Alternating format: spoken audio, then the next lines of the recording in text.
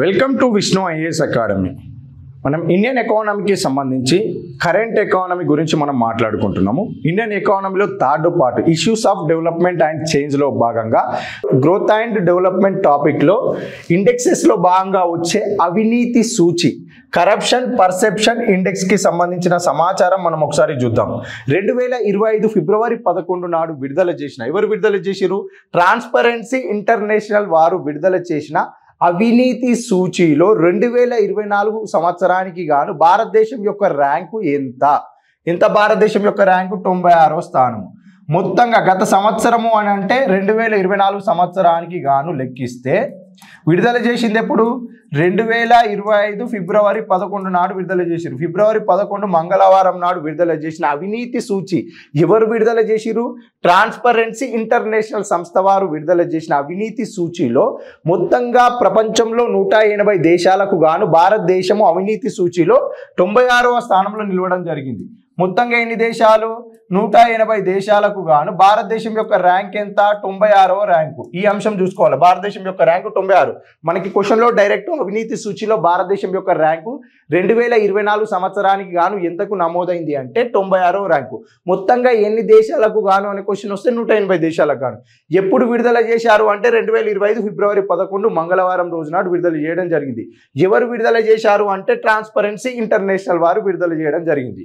అయితే మంగళవారం విడుదల చేసిన నివేదిక నిపుణులు వ్యాపారవేత్తల దృష్టిలో ఆయా దేశాలలో అవినీతి ఏ స్థాయిలో ఉందన్న అంచనాల ప్రాతిపదికన ఈ సూచి రూపొందిస్తారు. అయితే ఈ సూచీని రూపొందించడం కోసం తీసుకునే క్యాలిక్యులేషన్స్ ఏంటేంటివి, మెజర్మెంట్స్ ఏంటేంటివి అని అంటే దీనికోసం ముందుగా స్కోరు 0 to 100 తీసుకుంటారు. 0 to 100 తీసుకొని 100కి దగ్గరగా ఉన్న దేశం అనేది అత్యంత అవినీతి రహితమైన అంటే అవినీతితో కూడుకొని ఉండకుండా ఉండే దేశం అన్నది అంటే అవినీతి లేకుండా ఉండే దేశము 100కి దగ్గరగా ఉంటుంది. 0కి దగ్గరగా ఉన్న దేశము అత్యంత అవినీతి దేశంగా పేర్కొనడం జరుగుతుంది. 0 స్కోరు ఉంటే ఆ దేశంలో అత్యంత అవినీతి కూరుకుపోయి ఉంటుంది. 100కు దగ్గరగా ఉంటే ఆ దేశంలో అవినీతి అనేది ఉండదు. అంటే 100కు దగ్గరగా ఉన్న దేశాలలో అవినీతి తక్కువగా, 0కి దగ్గరగా స్కోర్ ఉన్న దేశాలలో అవినీతి అత్యంత కూరుకుపోయి ఉన్నదని అర్థం. 0 to 100 స్కోర్ ఇప్పుడు 100 స్కోరు వరకు ఉంటే ఈ సూచీలో 0 స్కోర్ కలిగిన దేశం 0 నుంచి 100 స్కోర్ అంట. ఇక్కడ 0 నుంచి 100 స్కోర్ అనేది క్యాలిక్యులేట్ చేయడం జరుగుతుంది. అందులో 0 స్కోరు కలిగిన దేశం పూర్తి అవినీతిమయమైనదిగా అంటే అండి పూర్తి అవినీతితో కూరుకుపోయిన దేశం అని అర్థము. 100 స్కోరు పొందిన దేశము అవినీతి రహితమైనదిగా గుర్తిస్తారు. నేను అదే అంటున్నా కదా, 0 ఉంటే అత్యంత అవినీతి కూడుకుపోయినది, 100 స్కోర్ ఉంటే అవినీతి లేని దేశంగా పేర్కొనడం జరుగుతుంది ఈ సూచీలో భాగంగా.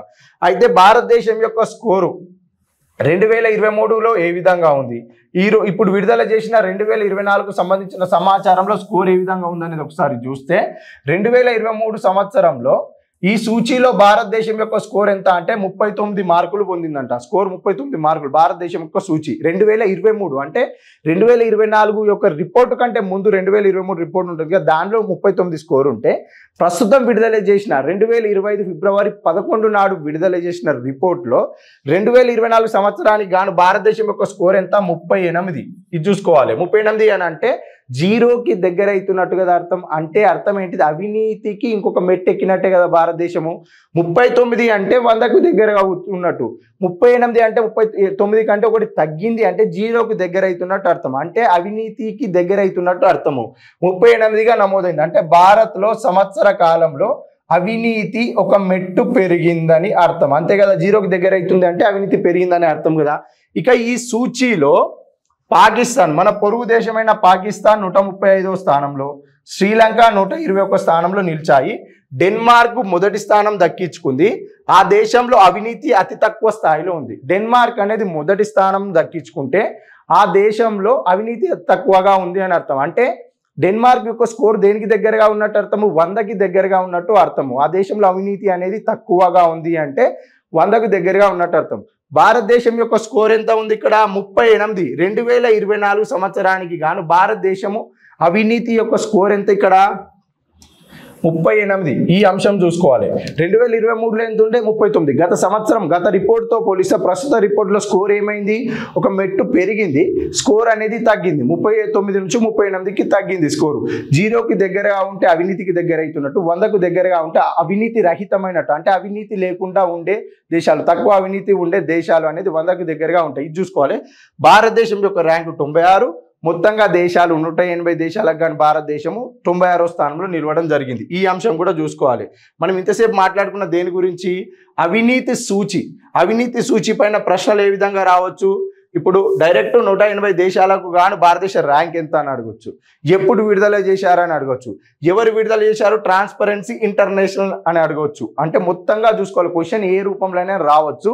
ఏ సూచికి సంబంధించిన ఫస్ట్ ఎప్పుడు విడుదల చేశారు, ఎవరు విడుదల చేశారు, ఎన్ని దేశాలకు గాను భారతదేశం యొక్క ర్యాంక్ ఏంది, స్కోర్ను ఏ విధంగా లెక్కిస్తారు, 0 to 1, 0 to 100, 0కు దగ్గరగా ఉంటే ఏంటిది, 100కు దగ్గరగా ఉంటే ఏంటిది, మన భారతదేశం యొక్క పొరుగు దేశాల యొక్క ర్యాంకులు ఏ విధంగా ఉన్నాయి, ఈ అంశాలు చూసుకోవాలి. మనకి ఎగ్జామ్లో ఇదే మాదిరిగా క్వశ్చన్లు వస్తున్నాయి కాబట్టి ఈ లెవెల్లోనే మనం చదువుకుంటూ వెళ్ళాలి. నెక్స్ట్ అంశం ఏంటిది అని అంటే, రాష్ట్రంలో 88% పన్నులు వసూలు. రాష్ట్రంలో 88% అంట, 88% ఏమవుతుంది, పన్నులు వసూలు చేసిందట. దేశంలో తెలంగాణ టాపు. పన్నుల వసూలులో తెలంగాణ దేశంలో మొదటి స్థానంలో ఉన్నట్లు ఆర్థిక సర్వే 2024-25 పేర్కొంది. భారతదేశ ఆర్థిక సర్వే 2024-25లో దేశం మొత్తంలో పన్నులు వసూలు చేయడంలో తెలంగాణ మొదటి స్థానంలో నిలిచిందని పేర్కొనడం జరిగింది. అదేవిధంగా 88% వసూలుతో తెలంగాణ అగ్రస్థానంలో నిలువగా, తెలంగాణతో పాటు కర్ణాటక, హర్యానా 2-3 స్థానాల్లో ఉన్నాయట. మొదటి స్థానంలో ఏముంది, తెలంగాణ మొదటి స్థానంలో ఉంది. తర్వాత స్థానంలో ఏముంది, కర్ణాటక. పన్నుల వసూళ్లలో భారతదేశంలో అత్యధిక పన్నులు వసూలు చేసిన రాష్ట్రం తెలంగాణ అయితే, 2 కర్ణాటక తర్వాత హర్యానా. ఈ రాష్ట్రాలను కూడా చూసుకోవాలి. ఎందుకంటే క్వశ్చన్ అడగవచ్చు. పన్నులు మనకి ట్యాక్సెస్, పబ్లిక్ ఫైనాన్స్ అనే ఒక టాపిక్ ఉంది కాబట్టి దానిలో భాగంగా అడగవచ్చు ఈ క్వశ్చన్. ఇది చూసుకోవాలి. దేశంలో 50% కన్నా ఎక్కువగా పన్నులు వసూలు చేసిన రాష్ట్రాలు 15 రాష్ట్రాలు. దేశంలో 28 రాష్ట్రాలు, 8 కేంద్రపాలిత ప్రాంతాలు ఉంటే, దేశంలో రాష్ట్రాల పరంగా చూస్తే 28 రాష్ట్రాలలో 15 రాష్ట్రాలు 50%కు పైగా పన్నులు వసూలు చేస్తున్నాయంట. దీని గురించి ఆర్థిక సర్వే ప్రవేశపెట్టినప్పుడు తెలంగాణకు సంబంధించిన అంశాలను ఎవరు వెల్లడించారు అని అంటే, ఆర్థిక శాఖ మంత్రి అయిన నిర్మలా సీతారామన్ గారు వెల్లడించడం జరిగింది. ఏమని, దేశంలో తెలంగాణలో పన్నులు 88% వసూలు చేయడం జరిగింది. దీనివల్ల భారతదేశం మొత్తంలో పన్నులు వసూలులో తెలంగాణ టాప్ రాష్ట్రంలో ఉంది. తర్వాత స్థానంలో కర్ణాటక, ఆ తర్వాత స్థానంలో హర్యానా నిలవడం జరిగింది. దేశం మొత్తం మీద ఉన్న రాష్ట్రాలలో 15 రాష్ట్రాలు 50%కి పైగా వసూల్లో ముఖ్యంగా ముందున్నాయని చెప్పి పేర్కొనడం జరిగింది. అదేవిధంగా తెలంగాణ ప్రభుత్వం ప్రకటించిన కొత్త సూక్ష్మ, చిన్న, మధ్యతరహా అంటే ఎంఎస్ఎంఈ పాలసీ ఉందిగా. తెలంగాణ ప్రభుత్వం నూతనంగా ప్రకటించిన ఎంఎస్ఎంఈ పాలసీ పారిశ్రామిక విధానంలో ఈ కామర్స్ వాణిజ్యాన్ని ప్రోత్సహించేదిగా ఉందంట. ఈ కామర్స్ వాణిజ్యాన్ని ప్రోత్సహించేదిగా ఉంది. ప్రస్తుతం ఉన్న ఏజెన్సీలతో పాటు open network for digital commerce, government electronic market place పోర్టళ్లలోను విక్రేతల భాగస్వామ్యాన్ని పెంచి, అంటే ఎవరైతే ఎంఎస్ఎంఈ పాలసీలో భాగంగా మ్యానుఫ్యాక్చరింగ్ సెక్టార్లో తయారు వస్తువులు ఉంటాయి కదా, వాటిని విక్రేతలు తీసుకున్న వినియోగదారులు తీసుకునే విధంగా పోర్టల్ ఏంటేంటి, open network for digital commerce, అదేవిధంగా గవర్నమెంట్ ఎలక్ట్రానిక్స్ మార్కెట్ పోర్టళ్లలోను విక్రేతల భాగస్వామ్యాన్ని పెంచడం కోసము, అదేవిధంగా వీటిలో ఎవరైతే ఎంఎస్ఎంఈలు స్థాపించే వారి యొక్క భాగస్వామ్యాన్ని, వినియోగదారుల భాగస్వామ్యాన్ని పెంచే విధంగా ఈ కామర్స్ వ్యాప్తి పెరుగుదలకు ఇది సహకారం అందిస్తున్నాయి. ఈ 2 పోర్టల్ ఏంటివి, open network for digital commerce, government electronics marketing place portal. ఇవి 2. వీటితో పాటు ఇవి ఏజెన్సీలతో ప్రస్తుతం ఉన్న ఏజెన్సీలతో పాటు ఈ 2 పోర్టళ్ళు అనేది వీటి గురించి ఎక్కువగా మార్కెటింగ్ చేస్తున్నాయని చెప్పి ప్రోత్సహించడం జరుగుతుంది ఈ కామర్స్లో. అదేవిధంగా తెలంగాణలో 86% పంట పొలాలకు ప్రభుత్వం సాగునీటిని అందిస్తుంది. సాగునీటి పారుదల ఇప్పుడు తెలంగాణ ఎకానమీకి సంబంధించిన అంశం ఇది. తెలంగాణ ఎకానమీకి సంబంధించిన అంశంలో భాగంగా 86% పంట పొలాలకు ప్రభుత్వం ఏం చేస్తుంది, సాగునీటిని అందిస్తుంది. అదేవిధంగా జల్ జీవన్ మిషన్ ఎవరు ప్రారంభించారు, కేంద్ర ప్రభుత్వము.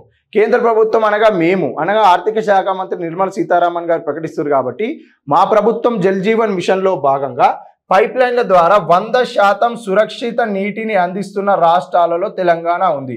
మన తెలంగాణలో ఇంటింటికి నీటి పథకం ఏంటిది? మిషన్ భగీరథ. కేంద్రంలో ఏంటిది? జల్ జీవన్ మిషన్. జల్ జీవన్ మిషన్ ద్వారా 100% మంచినీటిని అందిస్తున్న రాష్ట్రాలలో తెలంగాణ కూడా ఉంది అని చెప్పి ఆర్థిక శాఖ మంత్రి పేర్కొనడం జరుగుతుంది. రాష్ట్రంలో అదే విధంగా తెలంగాణ ఎకానమీలో భాగంగా ఇండస్ట్రీస్ అండ్ సర్వీస్ సెక్టర్ ఉంది కదా, దానిలో వచ్చే అంశాలు ఏంటివి అంటే రాష్ట్రంలో ఐటీ ఆర్థిక సాంకేతిక సేవలు కేంద్రీకృతమై ఉన్నందున రాజధాని హైదరాబాద్లో కార్యాలయాలు నివాస స్థలాలకు అధిక డిమాండ్ ఉంది. అంటే రాష్ట్రం ఉంది కదా, హైదరాబాద్ ఉంది కదా మనకి తెలంగాణ రాష్ట్రంలో, ఈ హైదరాబాద్ క్యాపిటల్లో ఐటీ మరియు ఆర్థిక సాంకేతిక సేవలు ఎక్కువగా ఇక్కడ ఐటీ హబ్ ఇక్కడనే ఉంది కాబట్టి ఇక్కడ ఏమైతుంది, కార్యాలయాలు కానీ నివాస స్థలాలకు కానీ అధిక డిమాండ్ ఉంది. ఇప్పుడు హైటెక్ సిటీకి వెళ్ళినా గచ్చిబౌలికి వెళ్ళినా రెంట్లే ఉంటాయి. డబుల్ బెడ్రూమ్ ఫ్లాట్ 30,000 అంటారు. అక్కడ అంత ఎక్స్పెన్సివ్ అన్నట్టు అక్కడ ఏరియా. ఐటీ రంగంలో అత్యధిక సేవలకు తెలంగాణ కేంద్ర స్థానం అంట. ఐటీ రంగంలో భారతదేశంలో అత్యధిక సేవలు అందించే దానిలో తెలంగాణ ఏమైందంటే కేంద్ర స్థానంగా నిలవడం జరిగింది. ఎలక్ట్రికల్ మౌలిక వసతుల విభాగంలో మహారాష్ట్ర, తెలంగాణ అగ్రస్థానంలో ఉన్నాయట. ఈ అంశం చూసుకోవాలి. 2024-25 ఆర్థిక సర్వేలో కేంద్ర ప్రభుత్వం ప్రకటించిన ఆర్థిక సర్వేలో పొందుపరిచిన అంశాలు ఇవి.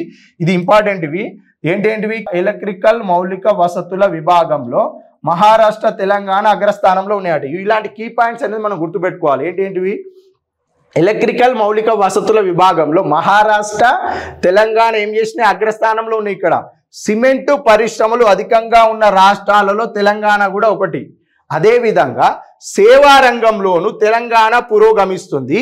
ఈ రంగం పట్టణ ప్రాంతాలపై ఎక్కువ ఆధారపడింది. అంతే కదా, తెలంగాణలో హైదరాబాద్లోనే సర్వీస్ సెక్టార్, ఇప్పుడు ఐటీ ఇన్ఫర్మేషన్ టెక్నాలజీకి సంబంధించి ఎక్కువగా ఉన్నది ఎక్కడ? ఇప్పుడు మన హైదరాబాద్లో ఉంది.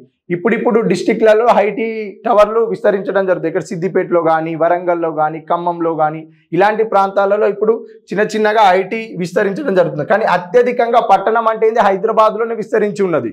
నెక్స్ట్ ఏంటిదంటే సేవా రంగం అయిపోయింది. రైతుల అభ్యున్నతి, వ్యవసాయ విస్తరణ కీలకమైంది. దేశంలో 4 వ్యవసాయ విస్తరణ శిక్షణ సంస్థల్లో ఒకటి తెలంగాణలో ఉందంట. దేశంలో 4 వ్యవసాయ విస్తరణ శిక్షణ సంస్థలు ఉంటే అందులో ఒకటి తెలంగాణలో ఉంది. ఇది రాష్ట్రంలోని రైతులకు శిక్షణ ఇస్తూ వారి సందేహాలను నివృత్తి చేస్తుందని చెప్పి ఆర్థిక శాఖ మంత్రి నిర్మలా సీతారామన్ గారు 2024-25 ఆర్థిక సర్వేలో భాగంగా పేర్కొనడం జరిగింది.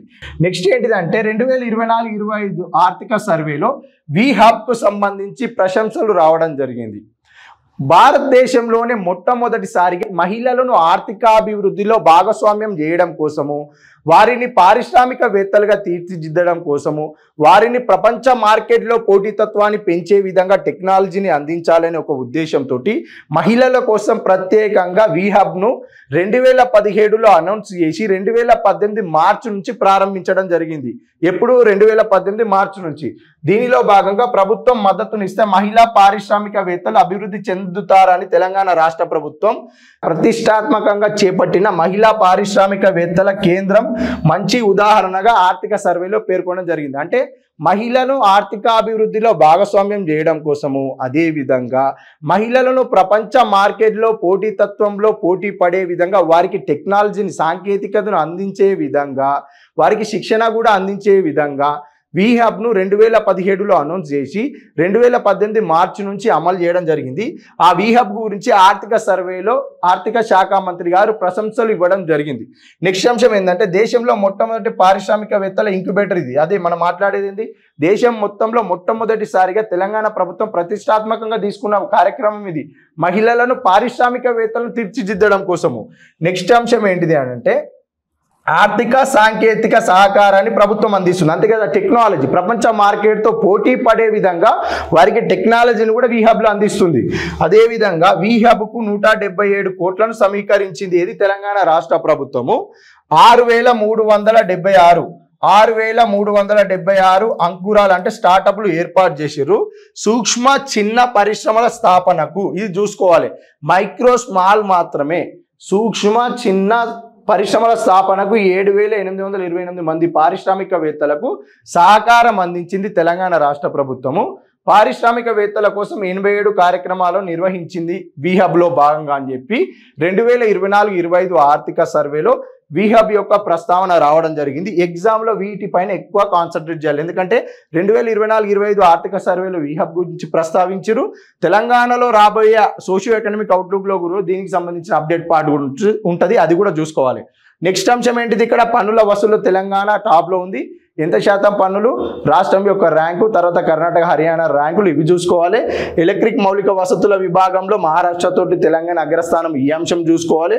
అదేవిధంగా ఐటీ సేవల రంగం గురించి తెలంగాణ రాష్ట్రంలో ఎలాంటి అంశాలు వచ్చినాయి, ఆ అంశాలు కూడా చూసుకోవాలి. Thank you. మరిన్ని కరెంట్ ఎకానమీలో భాగంగా వచ్చే అంశాల కోసం please subscribe Vishnu IAS YouTube channel.